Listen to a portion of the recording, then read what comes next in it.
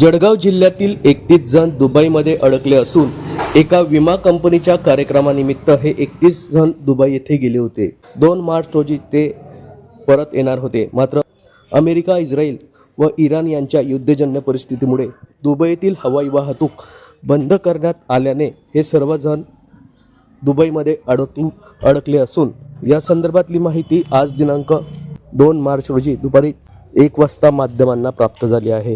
यावेळी दुबई येथून दुर्गेश चौधरी यांनी याबाबत अधिक माहिती दिली आहे।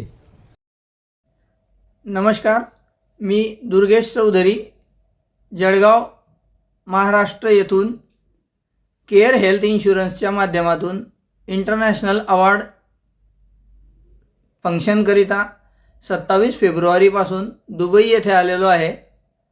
माझ्यासह जळगाव जिल्ह्यातून तसेच संपूर्ण खानदेशसह काही राज्यांमधनं केअर हेल्थ इन्शुरन्सच्या सदर कार्यक्रमासाठी 350 लोक येथे दाखल झालेले असून सर्वांची दुबई फेस्टिवल सिटी या परिसरातील हॉटेल हॉलिडे इन येथे व्यवस्था करण्यात आलेली होती।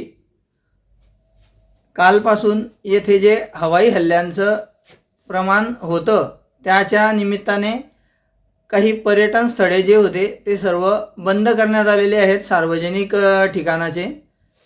तसेच सर्व पर्यटकांना सुरक्षितरित्या ज्या ज्या हॉटेलमध्ये ते थांबलेले असतील तिथे त्यांची व्यवस्था करण्यात आलेली असून आमच्या कंपनीतर्फे तसेच हॉटेल प्रशासन व दुबई स्टेट गव्हर्नमेंट प्रशासनातर्फे आम्हाला वेळोवेळी योग्य त्या सूचना दिल्या जात असून कालपासून दुबई विमानतळ बंद करण्यात आलेले आहे व पुढील सूचना येईपर्यंत किंवा पर्यायी व्यवस्था होईपर्यंत आम्हाला हॉटेलमध्येच थांबण्याचे सर्वांना सूचित करण्यात आलेले आहे।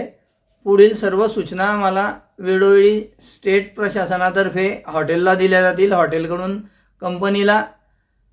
त्यामुळे आत्ता सध्याच्या स्थितीत येथे वातावरण सामान्य असून कुणालाही काही चिंता करण्याची आवश्यकता नाही व सर्व एकमेकांच्या संपर्कात असल्यामुळे तशी परिस्थिती अजून तरी उद्भवलेली नाही।